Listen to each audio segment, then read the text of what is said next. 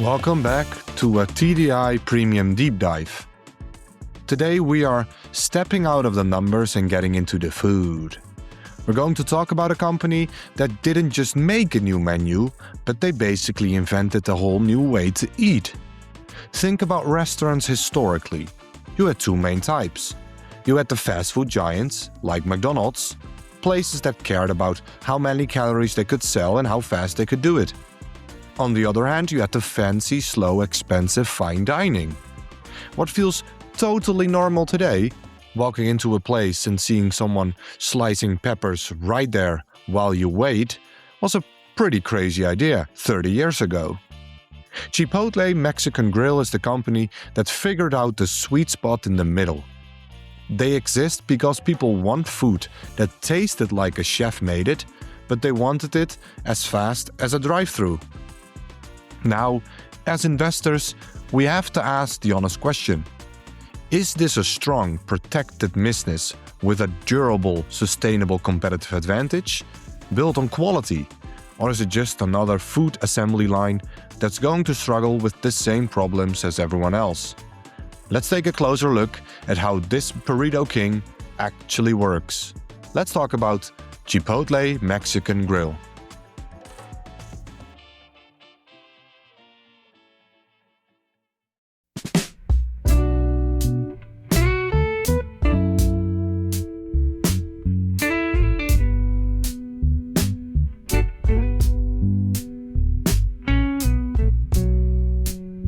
To really get what Chipotle is all about today, you have to look at this chef who actually never wanted to run a burrito place. Steve Ells was a serious culinary guy, a real fine dining snob, honestly. He went to the Culinary Institute of America, and his big dream was to open a fancy white tablecloth restaurant. But man, high-end food costs a ton of money. He needed a reliable way to make cash to pay for his dream. In the early 90s, he noticed how popular those huge, full-wrapped burritos made with good ingredients were in San Francisco. He got a small loan, $85,000 from his dad, and opened the very first Chipotle in Denver, Colorado. It was just a converted ice cream shop near the university. His original business plan was super cautious. He figured if he could just sell 100 burritos a day, he'd break even. Well, a few weeks later, he was selling 1,000 a day. The real aha moment was not opening the door, it was realizing that selling burritos was way more lucrative than running a fancy restaurant ever could be. The model, lots of sales, simple menu, was such a cash-generating machine that he totally dropped the high-end restaurant idea and just focused on building more Chipotles. That's how fast casual was born. It was a pretty good idea that makes the most money per square foot by cutting the expensive table service and using that money to buy you better food. In the beginning, the look was really basic. Stainless steel, plywood, exposed pipes, and it wasn't just a style choice. It was just a cheap way to keep startup costs low while showing off how fresh the food was. Once the company got about 15 stores, a massive company noticed them. In the late 90s, McDonald's Corporation bought a small piece of the company, which eventually turned into a 90% ownership. This was basically the rocket fuel era. With McDonald's help, Chipotle learned how to go from 16 restaurants to over 500 restaurants in just 7 years. But they were a terrible fit, honestly. McDonald's wanted Chipotle to act like a normal fast food chain. They pushed for things like drive-thrus, breakfast, and even renaming it Chipotle Fresh. But Ells refused. He thought a drive-thru would ruin the cool theater of watching your food being assembled, and that breakfast would just make the simple menu more confusing. And this conflict of interest eventually led to a clean breakup. In 2006, McDonald's sold its entire stake for around $1.5 billion during Chipotle's IPO. Today, that same stake would be worth over $40 billion. A legendary mistake in investing. Chipotle came out as a really unique company. a national chain that owns every single store itself, refusing to franchise it, so it can keep total, absolute control over the customer experience.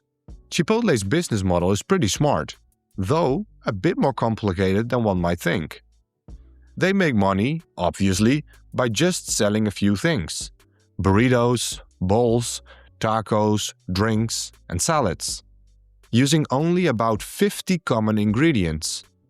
The simple menu is actually why their operations run so smoothly.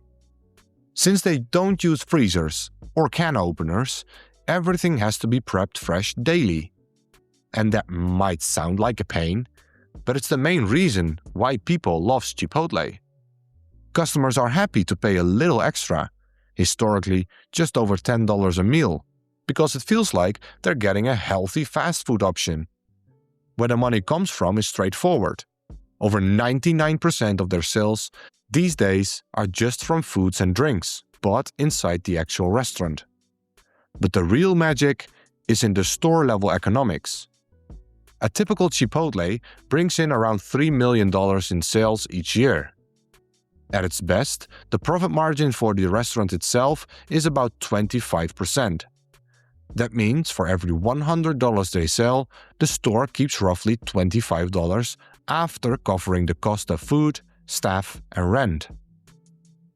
Let's walk through what makes Chipotle tick, starting with the costs.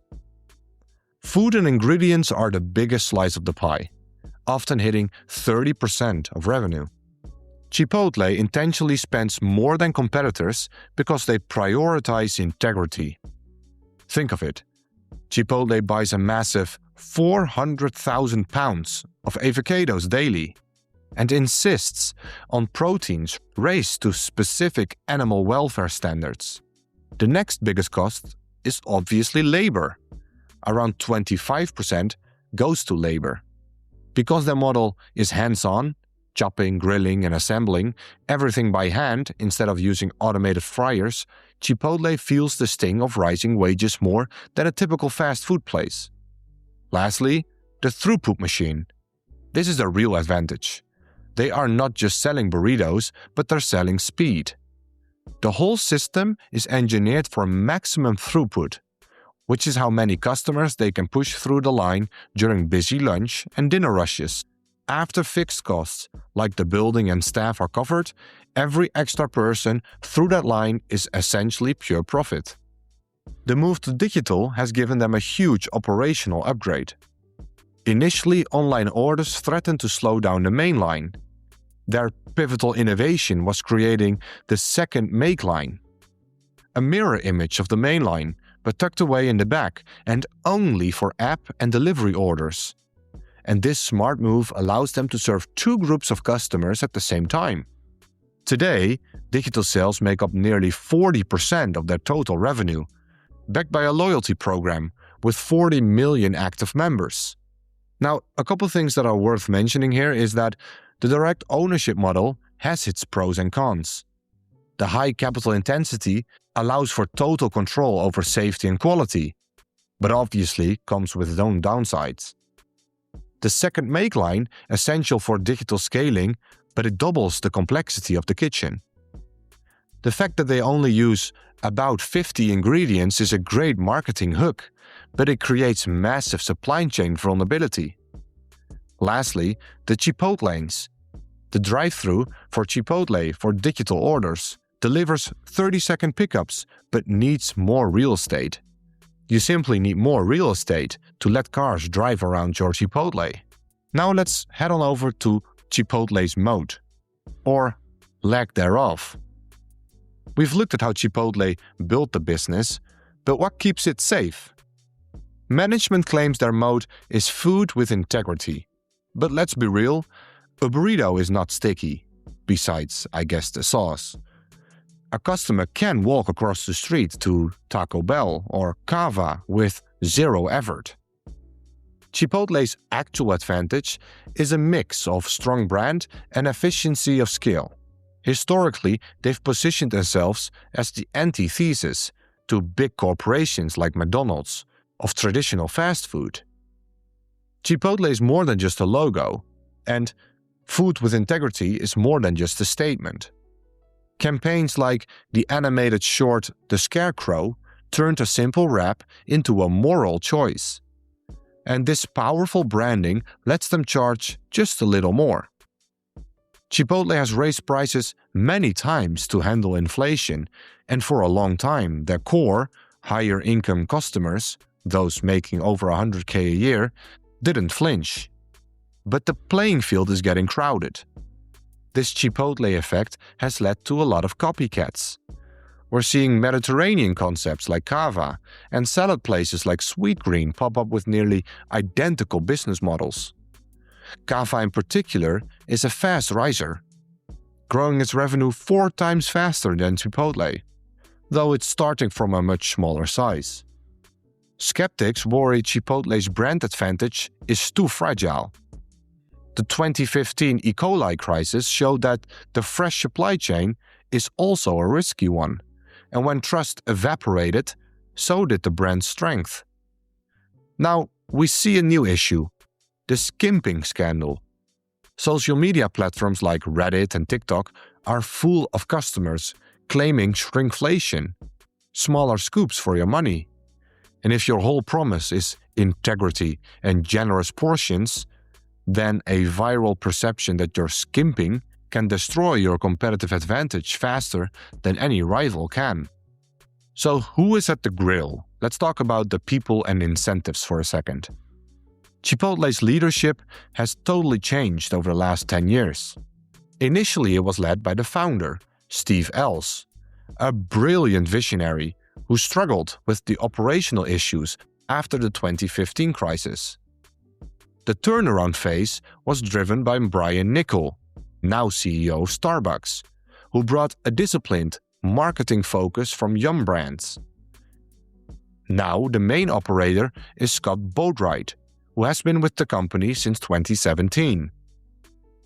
So Chipotle has moved past the visionary era and is now focused on operational perfection.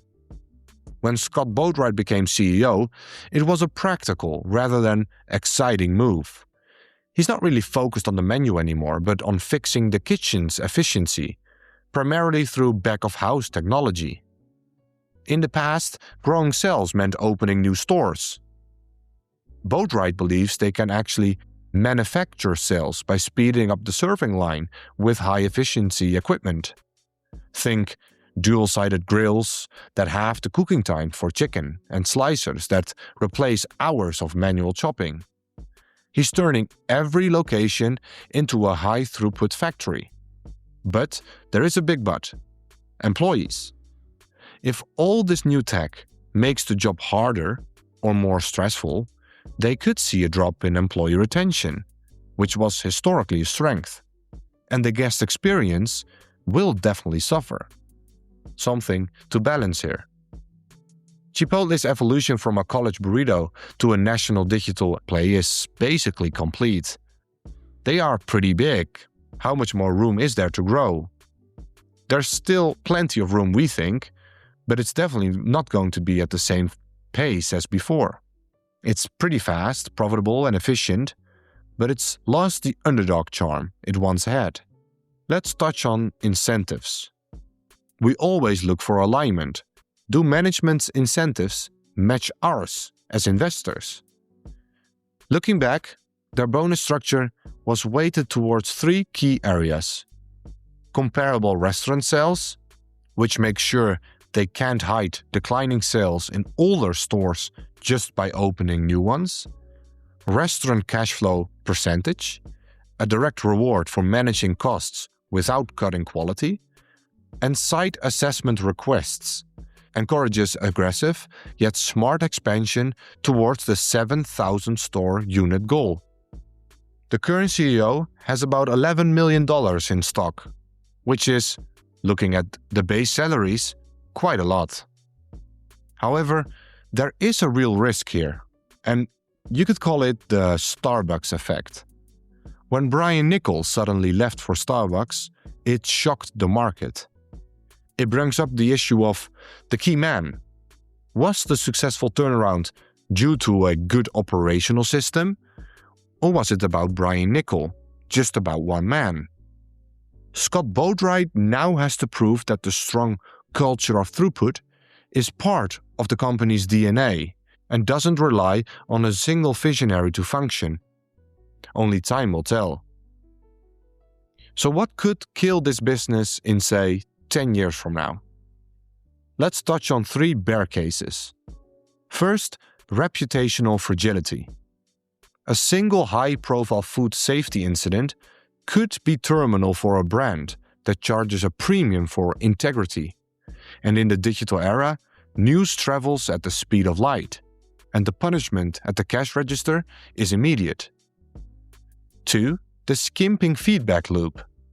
If customers continue to feel that the value proposition is declining, higher prices for less food, traffic will enter a secular decline. In 2025, we already saw a glimpse of this with comparable sales dipping into negative territory. 3. Labor and the automation race. Chipotle is a human-intensive business. If wage inflation continues to outpace their ability to raise prices, margins will compress. They are betting a lot of money on Autocado and Hyphen, which is basically robotic make lines, to save them. But they are still in the prototype phase. If the robots don't work, the margins might not hold. Now the bull case is equally compelling. The 7,000 unit horizon, for example. Chipotle is currently at roughly 4,000 stores. The runway in North America is still large, especially in smaller towns where they are starting to penetrate. Historically looking, new stores have had a high return on capital, and the company self-funds this growth. 2. The efficiency flywheel. Automation like the augmented make line can build a bowl 5 times faster than a human. If fully rolled out, this doesn't just cut in labor, it explodes the capacity for digital sales during peak hours. Lastly, international optionality. For decades, Chipotle has been mostly a domestic story. But today, they are finally moving into Mexico and the Middle East through franchise-like development agreements. If the burrito bowl translates globally as well as the Big Mac, the current valuation certainly doesn't look bad. Over the past decade, the market has highly valued Chipotle as a quality business that rarely seems cheap. After the pandemic-era peak of over 100 times earnings, the valuation has settled to an earnings multiple between 25 and 30. This makes sense for a company growing by 8% annually and keeping a 25 restaurant margin. But there is no room for error. Paying 30 times earnings is a bet that 2025 traffic dip was just a temporary blip and not the start of the ending. The Chipotle chain has been through major crises, a corporate split, a health scare, and a global pandemic. Each one that you survive should make you stronger. Our question whether to invest in Chipotle comes down to: do we want to own a company that has no real sustainable competitive advantage and is dependent on consumer food preferences? Besides, barriers to entry are extremely low in this industry, and the pricing power in this industry has proven to be limited. Chipotle does have a success formula, however, with a sensitive public image. It's a brand built on integrity that has centralized operations for safety. Let us know your thoughts on the company. And if you want to support us, definitely give us a 5-star review on Spotify or Apple Podcasts. That's a wrap on Chipotle. Until next time, stay curious, keep learning, and happy investing.